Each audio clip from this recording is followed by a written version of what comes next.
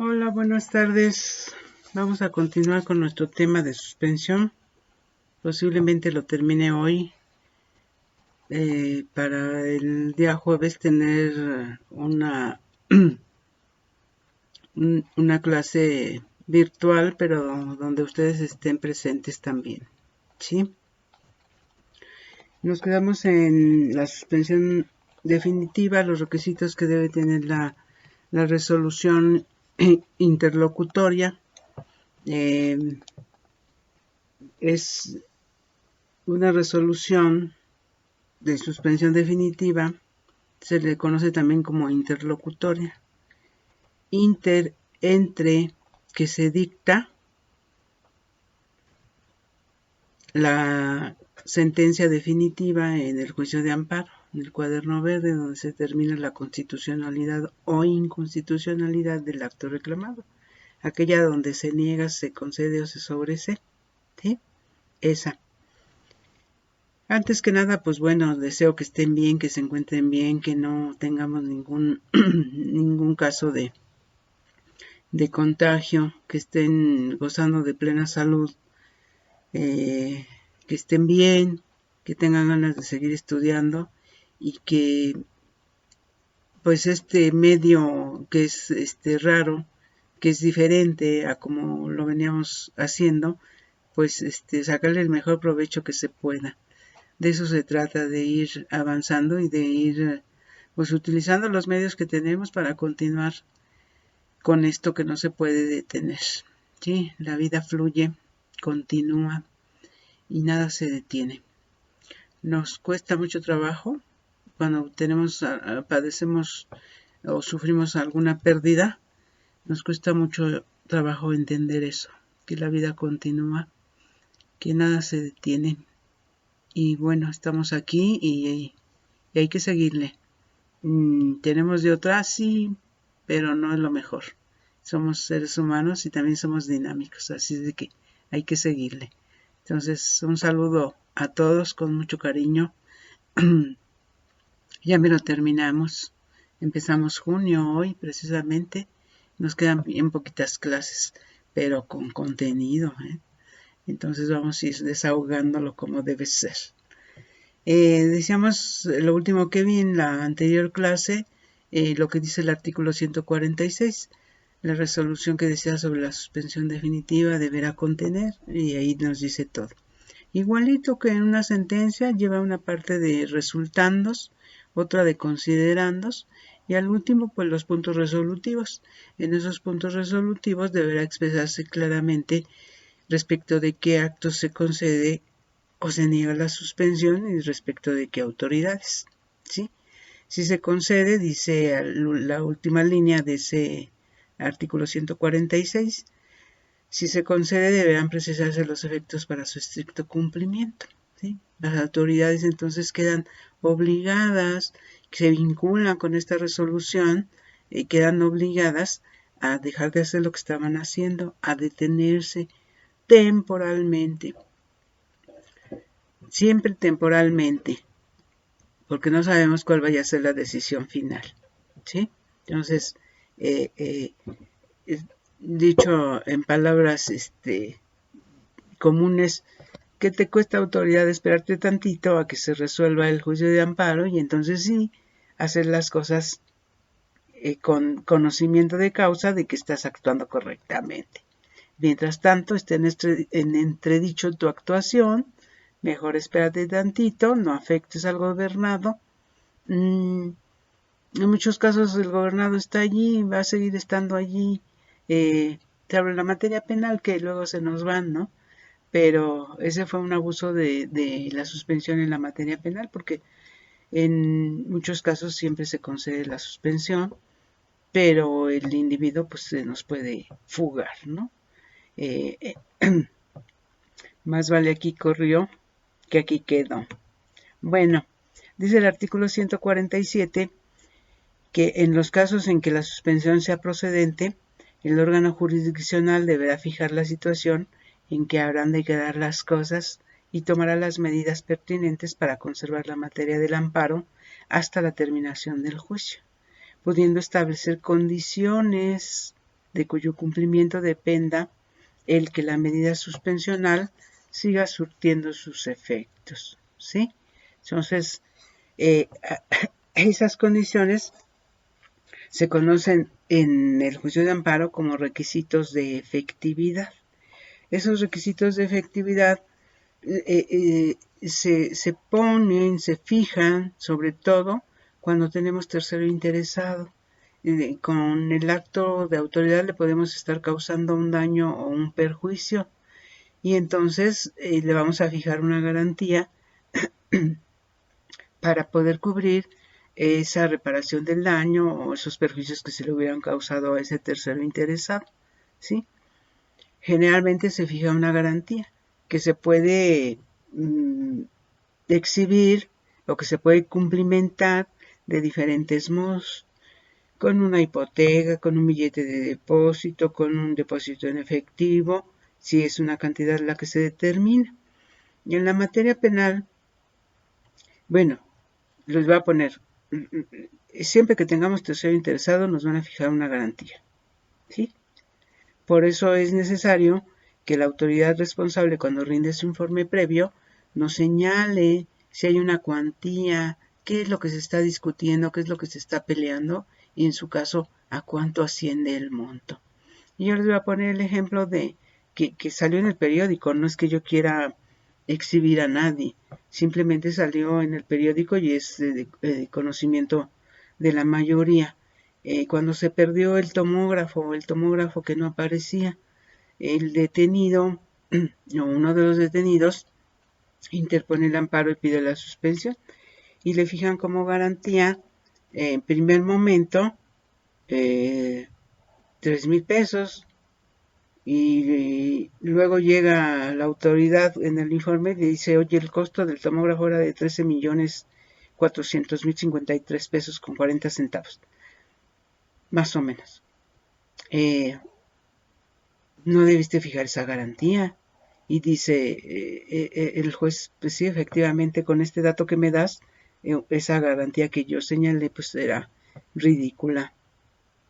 Irrisoria, para no usar el término ridículo, irrisoria, como dice la jurisprudencia, y don Góngora Pimentel también lo menciona. Y se fijan esas garantías que no corresponden a la posible indemnización o reparación de daños y perjuicios que se hubieran causado a un tercero. Y entonces de ahí reconsidera el juzgado, y esto lo puede hacer en la suspensión definitiva. Bueno, en la materia penal, ¿por qué se fija una garantía? Pues porque se trata de sujetar, de arraigar, en el buen sentido de la palabra, al posible delincuente o a quien está señalado en el lugar donde se está desarrollando el juicio. Por eso, precisamente, se le fija una garantía. Y se le pueden fijar otros requisitos de efectividad. ¿Cuáles? Pues que vaya a firmar cada cierto tiempo a los libros del juzgado, que no se cambie de domicilio, que no salga del país, que no salga del estado. Entonces, son requisitos que se llaman de efectividad, ¿sí? Y que la ley faculta al juzgador para que los determine, siempre atendiendo a la naturaleza del acto reclamado,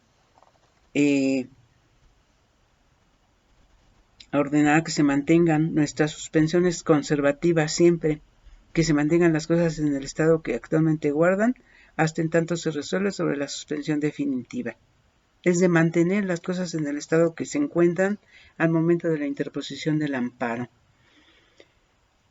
Luego dice en otro párrafo, artículo 147, dice, atendiendo a la naturaleza del acto reclamado, ordenará que las cosas se mantengan en el estado que guarden, y de ser jurídica y materialmente posible, restablecerá provisionalmente al quejoso en el goce del derecho violado, mientras se dicta sentencia ejecutoria en el juicio de amparo. Bueno, aquí el juzgador tendrá que ponderar esa apariencia del buen derecho y ese peligro en la demora. ¿Qué es ponderar? Es hacer un ejercicio de reflexión entre el perjuicio que se le pueda causar al gobernado y el perjuicio que se le pueda causar a la sociedad. Hace como una balanza. Este es el derecho del gobernado, este es el derecho de la sociedad. ¿Cuál debe prevalecer? Y con base en ese ejercicio que hace, de reflexión, desde luego, determina si debe conceder o no debe conceder la suspensión de los actos reclamados. ¿Sí? Trata de armonizar, primero confronta esos derechos y después trata de armonizarlos para determinar cuál debe prevalecer, cuál es de entre el mejor, para que eso le ayude a determinar si concede o no la protección a través de la suspensión del acto reclamado. En consecuencia y derivado de esta ponderación que debe hacer el juzgador, nosotros, los litigantes, los que llevan juicios de amparo, los que tramitan juicios de amparo en apoyo de una persona como parte de su trabajo, debemos hacer algún argumento relativo que le sirva al juzgador para convencerlo. Tenemos que convencer de que nuestro derecho no afecta los derechos de la sociedad, que no es mejor el derecho de la sociedad que el mío. Tenemos que ayudarle haciendo un argumento respecto de para qué quiero la suspensión, en qué la voy a usar, qué beneficios me da y qué perjuicios me causa el que no me otorguen la suspensión. Y entonces, como en los conceptos de violación, también para la suspensión debería hacer un argumento que ayude en esa reflexión y a esa ponderación de derechos, ¿sí? Entonces, cuando ustedes sean litigantes, para que sean buenos litigantes, acuérdense de argumentar o de darles razones de por qué se debe conceder la suspensión de los actos reclamados en ese caso específico. No nada más porque soy yo, no nada más porque es mi asunto. Eso no son razones. Tengo que decirle jurídicamente qué sucedería si no me otorga la suspensión. ¿Qué sucedería? ¿Y qué sucedería si si la niega? ¿Cuál sería el perjuicio que me estuviera causando? ¿Sí? Entonces, además de los requisitos de procedencia, que la solicite y que no se siga el perjuicio al interés social ni que se contravengan disposiciones de orden público, ahora el juez le señalará al gobernado, cuando le conceda la suspensión, esos requisitos de procedibilidad, esos requisitos, de efectividad, requisitos para que pueda surtir efecto la suspensión, condiciones necesarias para que surte efecto la suspensión. Que vayas a ir firmes, que otorgues una garantía de tanto, que no te cambies de domicilio, que no salgas del Estado para la materia penal. Para otras materias, siempre que tenga tercero interesado, fijará una garantía por los posibles daños y perjuicios que le pueda causar con esa suspensión de los actos reclamados a ese tercero interesado. ¿Sí? Y que debe ser congruente o lógica con lo que se está discutiendo. Se está discutiendo una cuestión que tiene que ver con un contrato, pues tengo que saber a cuánto asciende o qué cuantía hay y con base en eso fijar una garantía. Habrá casos en los que no sea factible, no sea posible fijarla en dinero. Bueno, el juzgador tendrá que hacer una valoración, una tentativa de cuánto puede puede causar un daño o un perjuicio, y si se pagara en dinero, fijaría una garantía correspondiente a ese posible daño y perjuicio de ese gobernado. ¿Sí?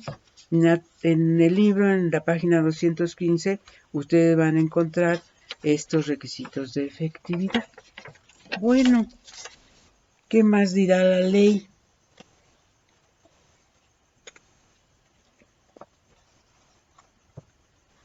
El artículo 148.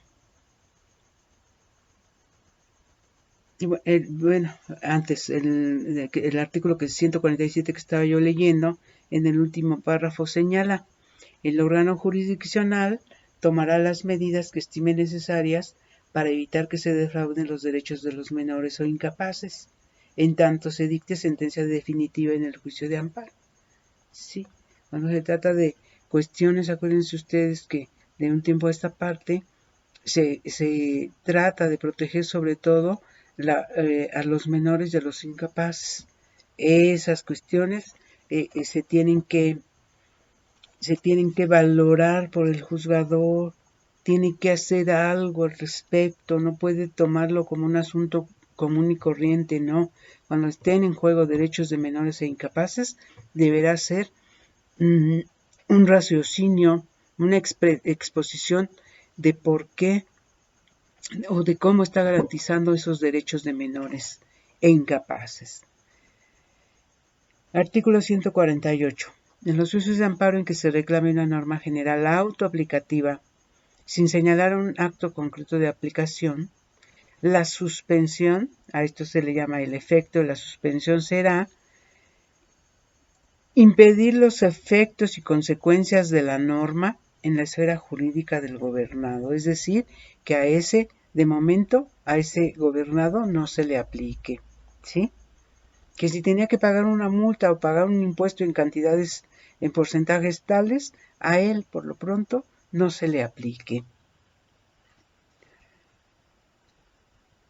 En el caso que se reclame una norma general con motivo del primer acto de su aplicación, la suspensión, además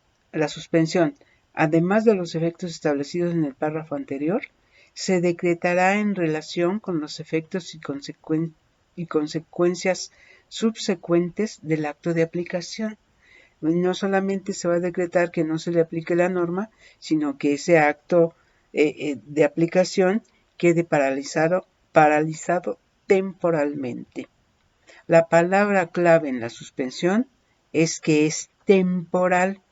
No puedo decir provisional, que sería también adecuado, porque hay una suspensión, la primera que se otorga, se denomina suspensión provisional, entonces mejor utilizamos la palabra temporal. ¿Sí? ¿Cuánto dura la provisional? Hasta que llega la definitiva. ¿Cuánto dura la definitiva? Hasta que tengo sentencia ejecutoria. Se fue a revisión. Bueno, hasta que se dicte allá en la revisión la sentencia correspondiente, que se va a constituir automáticamente en cosa juzgada porque ya no admite recurso alguno. ¿Sí?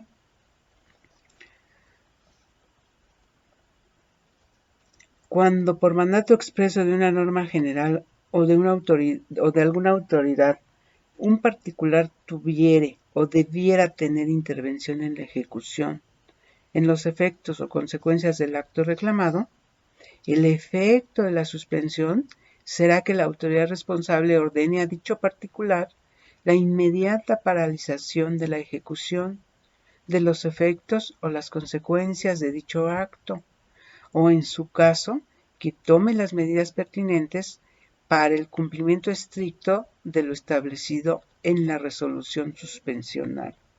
¿Sí? Tratándose de un particular, ¿qué le vamos a decir? Hey, también tú paraliza tu actuación, detente, ¿no? Como nuestro presidente, detente, Satanás. Se pudiera. En los casos en que las 150, en los casos en que la suspensión sea procedente, se concederá en forma tal que no impida la continuación del procedimiento en el asunto que haya motivado el acto reclamado. existe jurisprudencia que dice, desde luego es vieja jurisprudencia, que dice que ningún procedimiento llevado a cabo por alguna autoridad, ninguno, es decir, ni civiles, ni administrativos, ni laboral, ningún procedimiento es factible que se suspenda.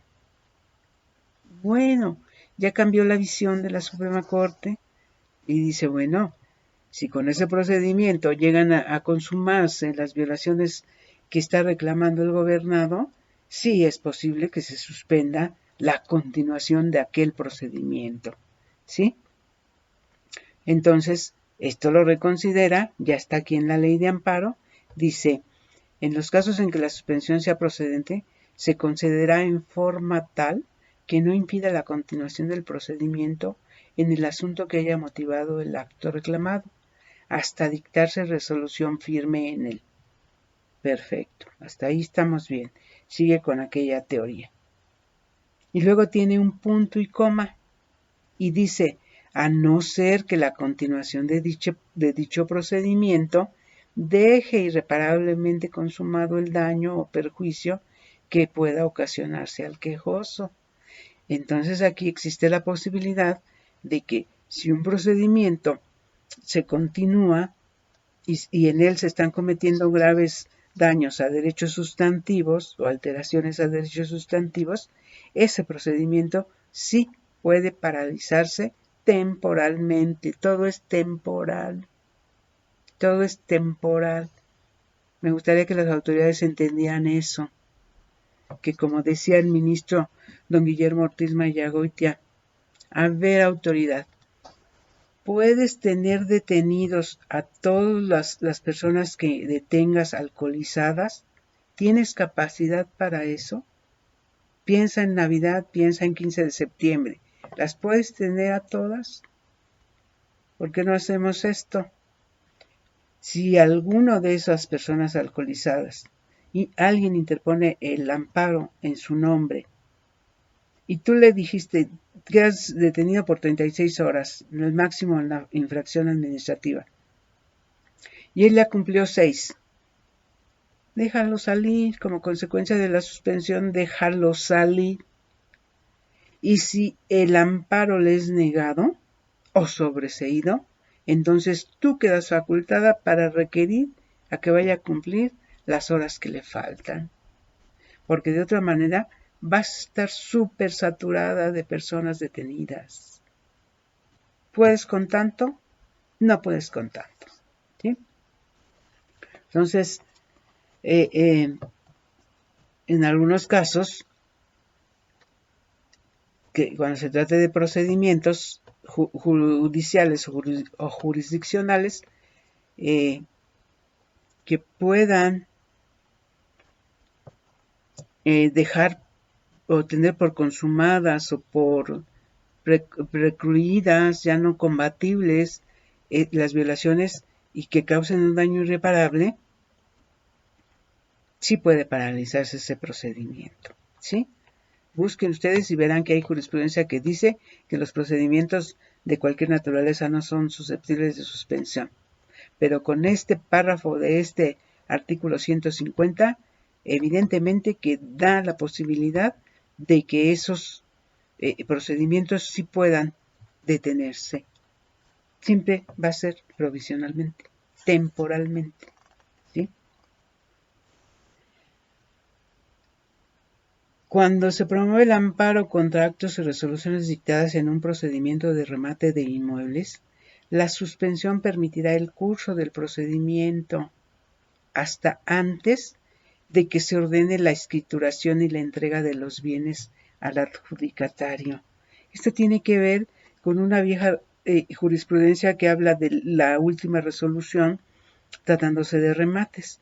Y dice, oye, no vengas a interponer el amparo cuando dicen que va a haber un remate. No vengas a interponer amparo cuando dicen que ya se hizo la licitación. No vengas a interponer cuando ya hay postores. No, espérate a la última resolución. Esa es la que te causa daño o perjuicio en tus derechos. La última resolución ya se soluciona con este párrafo, con este artículo, perdón, esa discusión de cuál es la última resolución en un remate.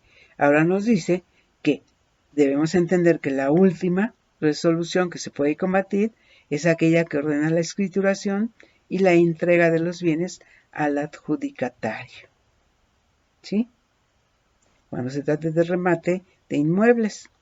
Cuando se trate de bienes muebles, el efecto de la suspensión será impedir su entrega material al adjudicatario.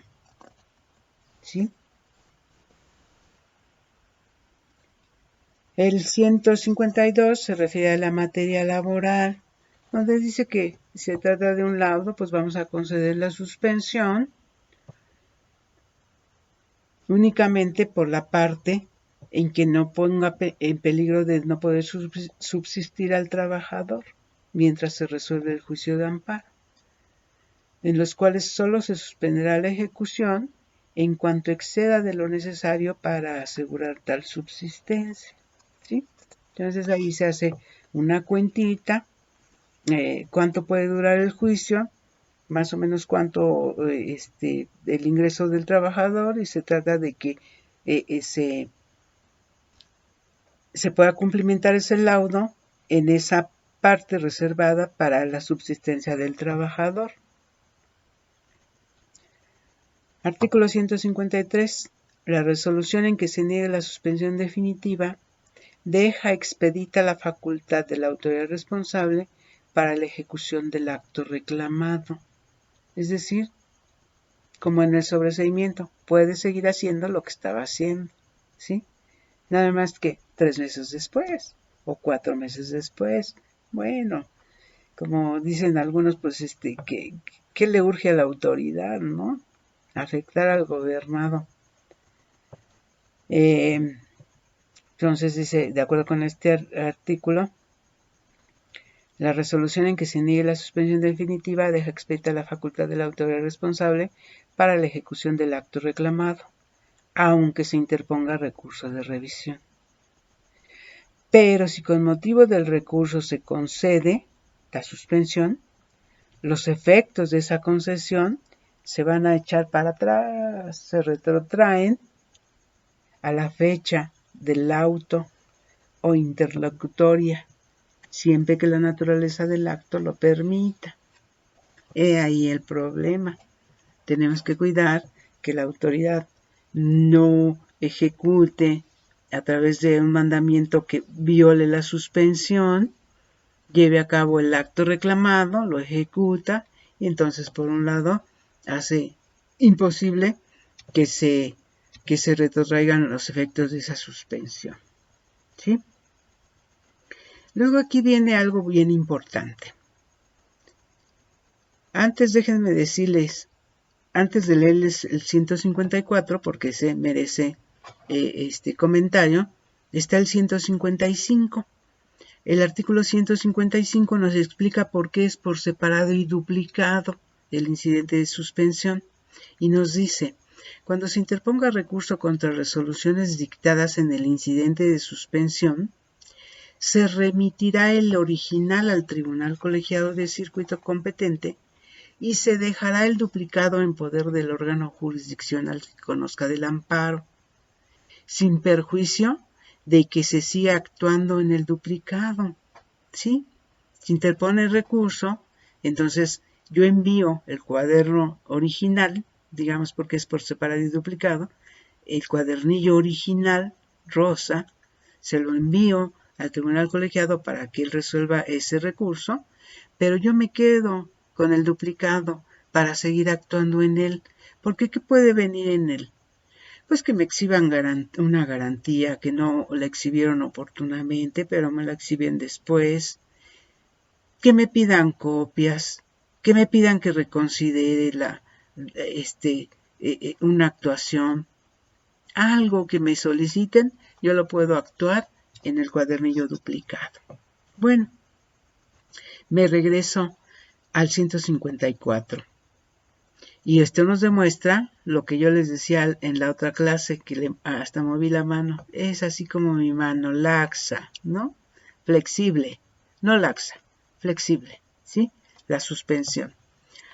Dice el artículo 154, la resolución que conceda o niegue la suspensión definitiva podrá modificarse o revocarse de oficio o a petición de parte cuando ocurra un hecho superveniente que lo motive, mientras no se pronuncie sentencia ejecutoria en el juicio de amparo, debiendo tramitarse en la misma forma que el incidente de suspensión. Es decir, que el quejoso puede llevarle pruebas que no tenía, que aparecieron después, o simplemente que él no conocía. Puede llevarle pruebas al juzgador y decirle, oye, en tal fecha tú dictaste una resolución interlocutoria donde me negaste la suspensión. Yo te vengo a pedir que modifiques esa resolución de suspensión con base en estas pruebas supervenientes, estas pruebas que aparecieron después, o estas pruebas que estaban antes, existían antes de interponer el amparo, pero que yo no las conocía. A eso se le llama hecho superveniente. No coincide muy bien el término con lo segundo que les explico, pruebas que existían antes pero que yo no conocía. Esas no son supervenientes, ¿sí? Son supervenientes aquellas que surgen después de que se decreta negar la suspensión definitiva, ¿sí? Con base en todo lo que tenías en el expediente, la conclusión era que negaras. Pero fíjate que existían otras pruebas, que existieron posteriormente a eso otras pruebas que ayudan a que tú modifiques esa suspensión, ¿sí? Por hecho superveniente.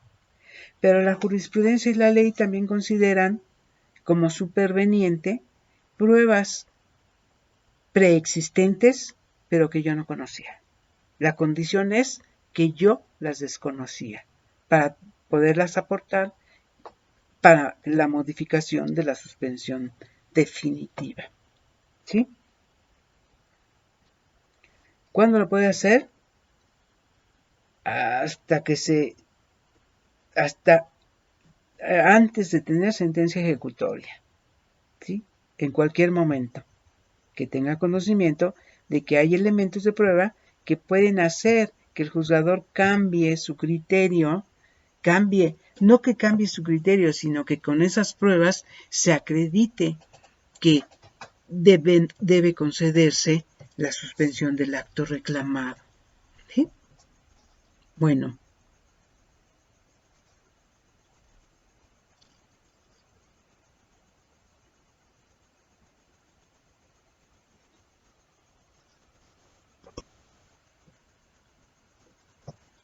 Les voy a dejar una tarea.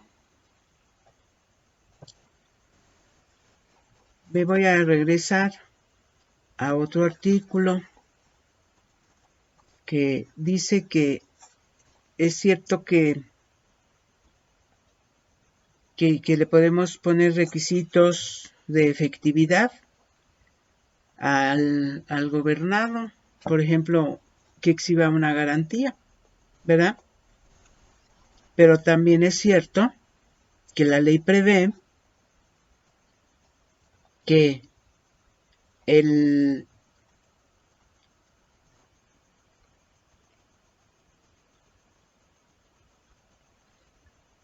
tercero interesado podrá exhibir contra garantía. Es decir, fue el quejoso, señaló un acto de autoridad, presentó su demanda, señaló un acto de autoridad, el juez le concede la suspensión y le pone como requisito que exhiba una garantía, ¿sí? Pero hay tercero interesado, y el tercero interesado dice, no, mi interés es que el acto reclamado se lleve a cabo, se siga ejecutando, o se ejecute en su totalidad. Tú, juez de distrito, hazme el favor de fijarme una contragarantía, ¿sí? Es decir, el quejoso garantía y el tercero contragarantía, porque acuérdense que está en contra de los deseos del quejoso. Lo anoté para efectos de que ojalá que nos quede más claro. Dice, contragarantía en la suspensión. Para que surta efectos, es decir, que tenga eficacia la suspensión del acto reclamado, el juez puede requerir al quejoso que otorgue una garantía, sea billete de depósito, póliza de fianza, hipoteca, etcétera, las que considera la ley civil, a fin de asegurar el pago al tercero interesado, en caso de que se le niegue el amparo al quejoso. Y ese pago va a ser de daños y perjuicios que se puedan producir en perjuicio de ese tercero interesado con dicha suspensión. Ese lo numeré y le puse 1. Número 2. Sin embargo, el tercero interesado está facultado para solicitar al juez que le fije el monto de una contragarantía que otorgue a fin de que se ejecute el acto reclamado. Dicha contragarantía servirá para pagar al quejoso, si es que se le concede el amparo, los daños y perjuicios que pudiera ocasionarle la ejecución del acto reclamado. ¿Sí? Número 3. Ejemplo. Alan Brito Delgadillo es condenado a desocupar una casa que él suponía que era de su propiedad, pero el legalmente propietario era Aquiles Baeza Piedra. Alan promueve el amparo contra la sentencia y pide la suspensión para el efecto de que no sea desposeído de la casa hasta que se resuelva el juicio de amparo. La autoridad responsable le concede la suspensión, pero le fija una garantía de 20,000 pesos.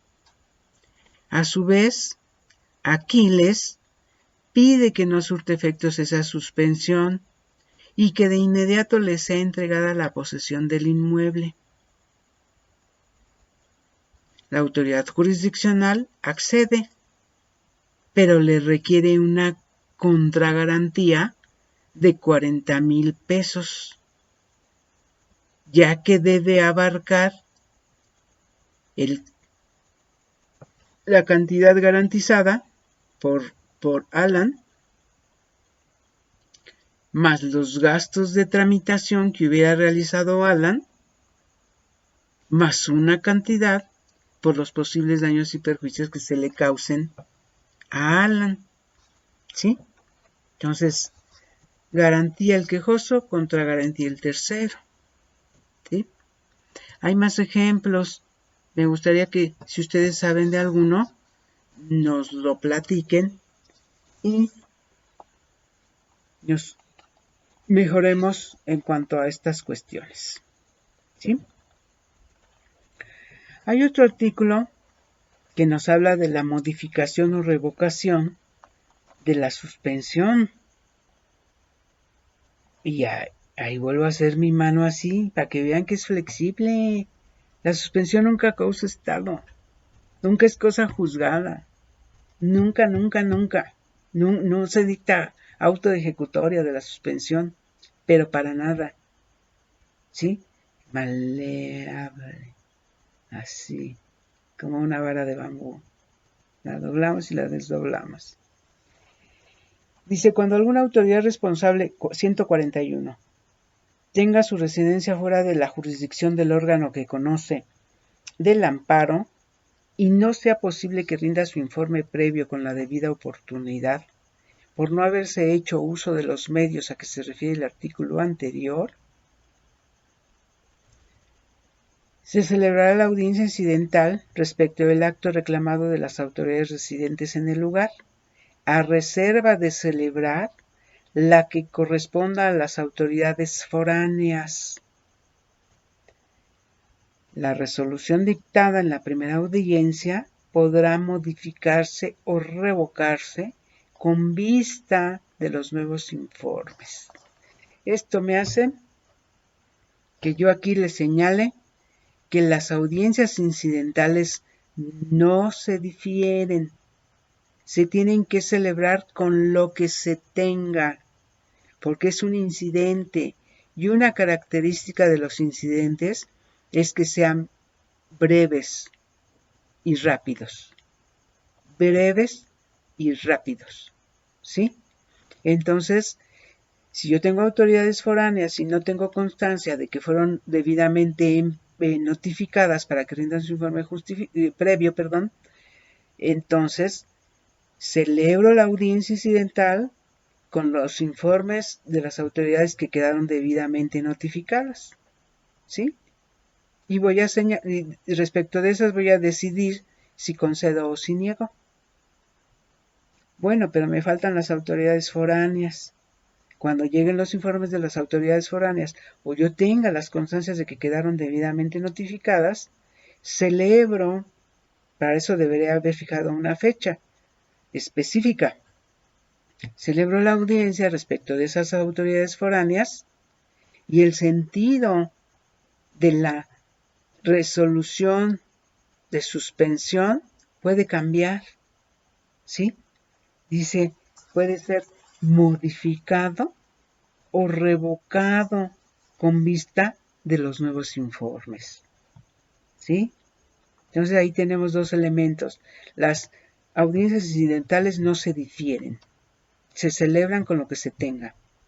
Si hay autoridades que son foráneas, posteriormente deberé señalar una fecha para posteriormente, cuando yo calcule, hago un cálculo de probabilidad de que llegarán esas constancias, y cuando yo calcule ese tiempo, señalo una fecha y en esa fecha celebro la audiencia respecto de esas autoridades foráneas.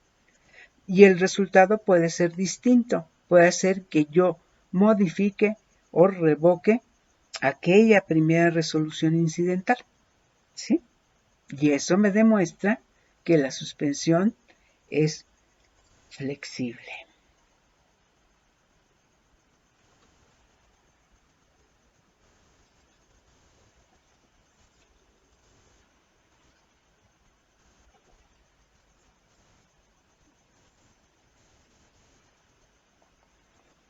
Respecto de garantías y contragarantías, hay un incidente que se puede tramitar.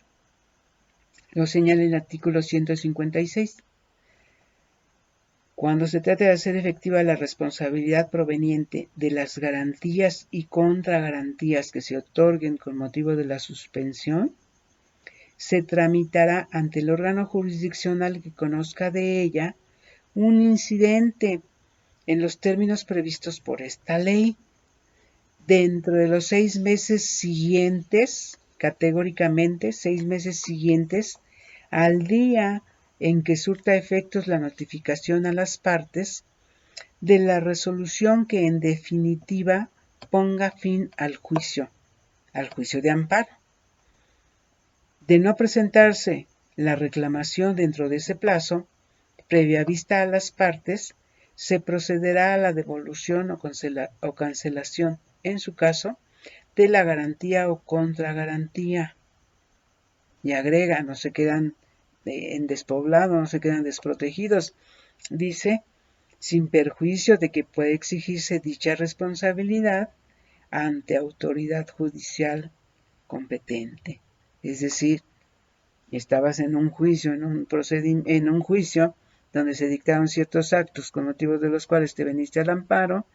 Bueno, en aquel juicio puedes pedir que se determine la responsabilidad respecto de daños y perjuicios con relación a esas garantías exhibidas que garantías y contragarantías exhibidas dentro del juicio de amparo, es decir, no se quedan en despoblado, ¿sí? Siempre tienen una solución.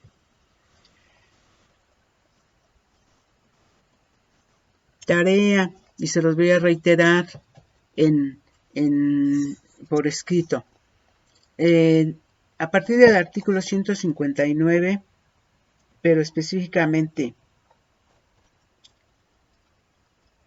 hasta el 166, del 159 al 166, quiero que hagan un cuadro señalando de qué acto reclamado o de qué posible acto de autoridad se debe conceder la suspensión en la materia penal y para qué efectos, ¿sí? Es decir, ustedes van a leer, por ejemplo, el artículo 160. Dice, cuando el acto reclamado sea la orden de deportación, expulsión y demás, la suspensión tiene por efecto. ¿Yo qué quiero? Que ustedes precisen cuál es el acto reclamado y para qué finalidad o para qué efecto concedo la suspensión. ¿Sí? Te los voy a poner por escrito. Entonces, pero es un adelantito. No va a ser, lean del 159, definitivamente que sí, del 159 al 169,